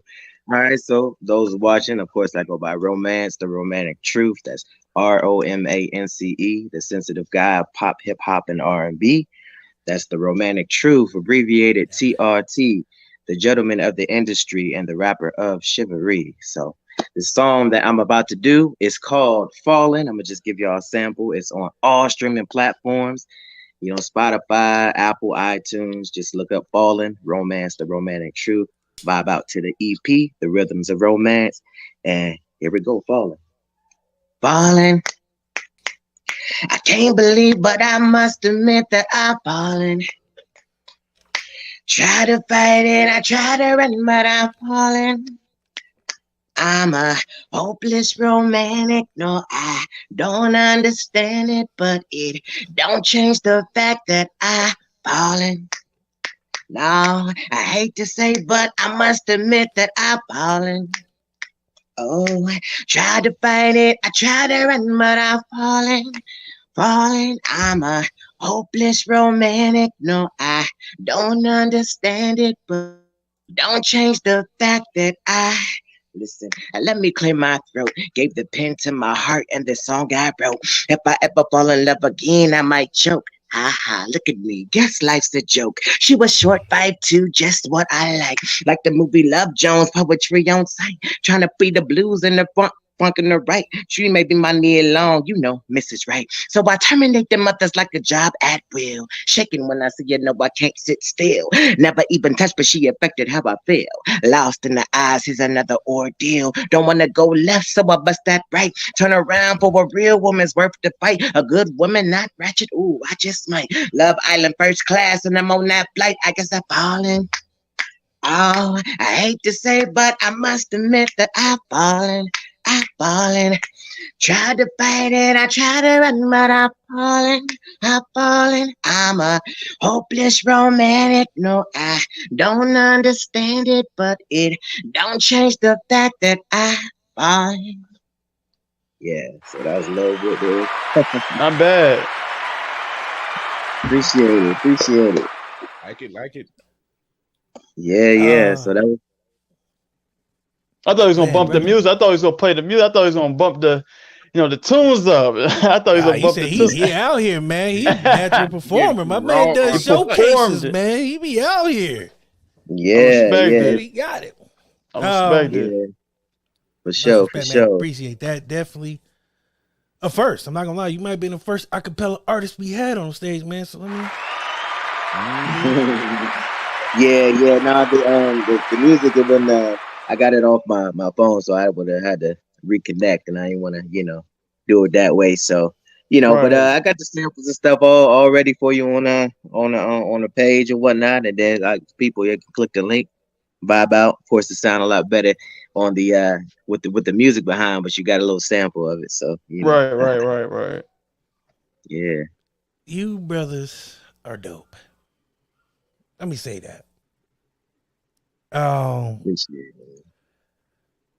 Any other way to actually say it? Because not really. That's why I was trying to hesitate, because I was thinking maybe if I pause for a second, something else might pop in my head. But I got nothing. You guys are amazing, man. There's no other higher thing I could say, man. I've said it. You guys have the passion. You guys have the drive. That everything is there. You know, now it's just timing. Right. Now it's just putting yourself out there, keep making that, you know what I'm saying, consistent noise so people, you know what I'm saying, know you there. Because it's only a matter of time. You know what I mean? Everybody has a different time, but when that time comes, you'll know. And it's gonna come for you guys. I appreciate y'all for coming. You know what I mean? Yeah, appreciate you for having us, man. You know, truly appreciate you for having us on the platform. Cause you know, like I got like a new respect for you, because it's just like when I saw you, I said I don't do interviews like that, but I seen you talk to my mom, it's just like, man, he dope. I can feel his energy. You know, I said I don't do interviews with people. It's like my third interview. I really don't do it with people because it's just like I gotta have that energy. You know what I'm saying? Like I really like your energy, so it's just like I had to, like, you know, vibe with you on the show. It was a dope experience as well. Appreciate it. Today my energy is provided by not Terramana. I was gonna say it's not the Terramana today. No, but man, I appreciate you saying that. I believe one thing is that if I come, I've seen some interviews, I've been on some interviews where the host was just like, yeah, so what do you guys like to do? So what's next for you guys? How do you feel about the what's going on in Sudan? Do you like what you do? And I was just like, damn, that's fucking horrible. If I had to sit there and answer those questions, I would pick my eyelids out. Like, that shit is horrible. So I believe if you got to set, let me tell you why. I played football, coached football. Not great, neither, but the energy is what I loved. Like, you got to set the tone. You always got to set the tone. So if I come on this show bland as fuck, the guests are going to feel it. It's going to look like I'm not into what they're doing, or it's going to come off as disingenuous. You know what I mean? Right. And I would never want a guest to feel like I'm not into what they're doing. So no matter how my day was or what's going on in the world, I got to bring that energy. I had to set the tone for the show, because if not, everybody else is going to see it. You know what I'm saying? You'll be like, this nigga don't give two fucks. He don't care. And that's further from the truth, but, you know, sometimes you go through stuff in life to where it just seems like you're down, but I always try to come to the show with my utmost energy, man, because I got to set the tone so people can feel it, man, because it makes you guys feel comfortable, and it makes you guys feel like, you know what I'm saying, it's an involvement, which is nothing but the truth. So I appreciate you saying that. Somebody told me I need to calm down. Somebody was like, man, if you don't shut the fuck up and sit the fuck down, nigga might come to see you. And his eyes got big like that. I don't know why. It was just weird as fuck. When he said you, his eyes did this. I was like, man, don't look at me and say you like that. Nigga, that is creepy. But nevertheless, man, and always the most, I appreciate both of you guys for coming. So I got to get it a little cliche. People who watch this show hear me say this about 1 billion times, and I'm going to say it a fucking billion times more. You don't like it, who cares? I'm going to say it because it's the truth. Once you hear one time, and you're always family. The door is always open. Got something you need to promote, just want to come on and talk shit, man, and just have fun. You know how to get at me. I would never tell you no unless I have to or I didn't like you, and that's really far and few in between. But don't worry about that. You guys are good. You guys are great. But no, man, I do mean that. I enjoyed having you guys. It won't be the last time. You guys are always welcome. Tell the people where they can find you guys, get all that good music, get in touch with you when they're ready to work and want to do more.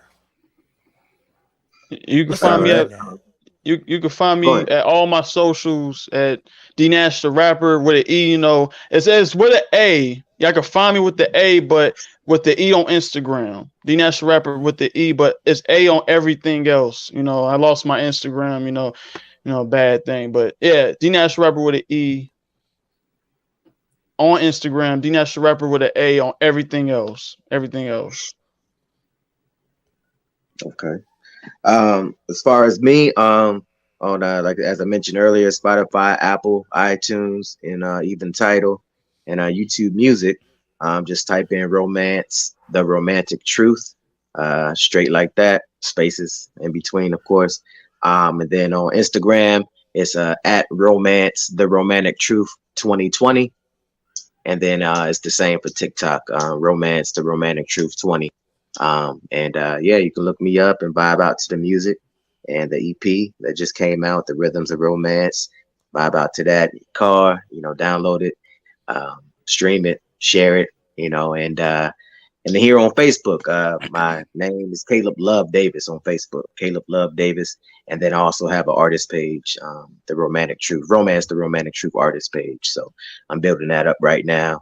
And yeah, so next time I try to go live, I want to do like a live concert. I want to tag you guys in this, so maybe we can set up a day or something where I can do an actual 20-minute set or something. I like to do that to promote the project and everything, sometime this fall. So I'll be in touch about that. That'll be dope, man. Yeah, that'd be dope. For sure. Chris, talk to the people. Yo, it's your man on the wall, Chris Fury. Tune in tomorrow night, 9 p.m. Facebook, YouTube, Twitch. I'm talking to Rich Singletary, aka the Creative Theory. He's one of the people on the team creating Broken Beat, the anime series. You want to check this out? I should have some media showing up tomorrow. I'll also be doing a movie giveaway, so tune in for that. Tuesday, 8:30 p.m. Eastern, same channels. Hit Blurred's Eye View on IG. You'll get to the link to all the bios.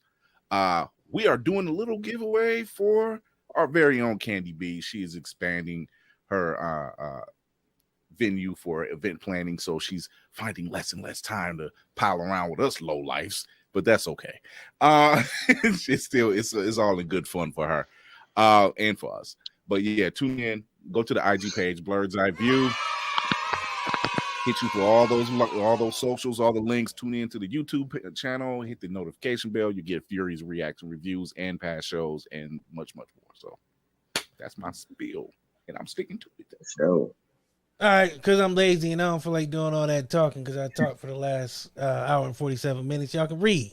Reading is fundamental. People try it. I got to thank our guest, man, Romance the Romantic Truth. D Nash coming from Cincinnati. Like I said, man, we doing the giveaway for Wife Like on Instagram. Next week, I'm bringing back the game shows, people. Next week, we playing Damn How Old Are You? And I got 3 contestants. Brooke Moore, C.L. Brown, and Brandon Janu. So we are going to play Damn How Old Are You? They're playing for a chance to win Rick's Chitlin Dinners. So shout out to Rick's Chitlin Dinners for sponsoring the show next week. It's beautiful. They got Great Depression, government, and poverty flavors now. So it's fucking. I'll provide the can't wipes. miss that. Who don't want to win that? $150 worth of chitlins. Woo, Lord.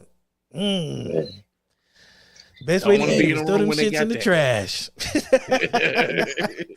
Then the week after that, I'm bringing back 3 the Hard Way. It's going to be another game show. So got 2 game shows. I don't have the contestants for that yet, but we're bringing that back. Also, if you haven't already, go check out the Chambers Effect with the lovely and wonderful and talented Celeste and Leah Brown, Lamar Lester of Defining Enterprises. They have a lot of good things going on. And it was also their first podcast, so first of many. Also, the 4C event, man, is still going down. Still in the works. Got actually at the end of this month, man, I might have some breaking news, man. So the event is going down. So all content creators, podcasters, musicians, artists, everything. Come on down July 23rd, man. It's going to be a party up in Cleveland. Discussion panel, partying, you know what I'm saying? Networking, co-mingulating with other content creators, musicians, artists, small businesses, vendors, you know what I'm saying? The whole 9 yards. Come on down. It's going to be beautiful, man. I can't wait. I'm looking forward to it. I actually had a phone call today that took a lot of weight off my back, man. It was like Brock Lesnar on my shit, and I was walking around, and then they told me something, and I just, get off me, little nigga. But I'm looking forward to that, man. So I can't wait. Like I said, tune in next week, man. Funny games, interactive with the audience, man. Maybe y'all can help these people win this Chitlin Dinners. $150 worth of chitlins, man. I can't wait. Shout out to Rick's Chitlins. He also sponsored our Super Bowl party that everybody got sick at. So I don't know if I want to. Never mind. probably shouldn't have said that legally. Right, legally, I probably shouldn't have said that. But man, like I said, thanks to Romance for coming on, man. It was an honor meeting you the first time, man. Like I said, at the event, seeing the passion, man, seeing you walk around with that I'm about to kill somebody's face. It was just a game face. I get it. Can't help it. I got the broad shoulders. I get it from the family. Yeah, I was like, man, this nigga, I don't know who owe him money, but they better pay this man right now. Shout out to D-Dash, man. Like I said, his mom was on last week. It's a beautiful thing. She was like, I'm going to send my son to you guys for an interview, and he hit me up. And like I said, man, it's wonderful, man. All are welcome. This show is for the people. A lot of people that say no hidden agendas. I don't do this because I have to. I do it because I want to. I enjoy talking to artists of all kinds, podcasters, whoever, man. If you got a story to tell, we would love to talk to you, whether it's your first time or your millionth time, man. Come on through. As you can see at the bottom of the screen, I ain't hard to get at. My inbox is always open. My emails is always open, and I'm always checking, and I'm always working. Oh, I forgot to say this. We are still top 10, baby. We're still top 10. Let me bring it up real quick, man. If you go to Good Pods and you look us up, thank you, sir. I'm about to real quick, man. You enjoy your night. Y'all too, man. Take it easy, man. Appreciate you. We'll get at you. All right. Number 6 in indie music. Number 7 in music interviews, and number 10 in indie entertainment. That's all top 10, baby. The show is top 10. We out here. We went from 4, 9 to 6, 7, 10. But we still out here, man. Still top 10. So you already know, if we top 10, you need to be here. Stop playing games. 2 years running, man. Out here ready to win awards and shit. Stop playing with my name. I don't usually get cocky and, you know what I'm saying, get talkative about my shit, but the numbers don't lie, people. And the numbers don't lie. They speak for themselves. So that's our show. Like I said, man, tune in. I'm sorry. Tune in. It's that time, baby. It's that time. It's so great. When I talk about myself, I get tired. I don't usually do it. So forgive me, y'all. I'm cranky. Appreciate our guests, man. Appreciate everybody who's made season 6 so great so far. But don't forget, we ain't done yet, man. It's we still got time. If you want to come on the show, just say that. Stop playing like you don't want to be on here. You know you want to be on here. You know you want to join in. But anywho, man, you know what time it is, man. We're going to leave y'all with the white girl.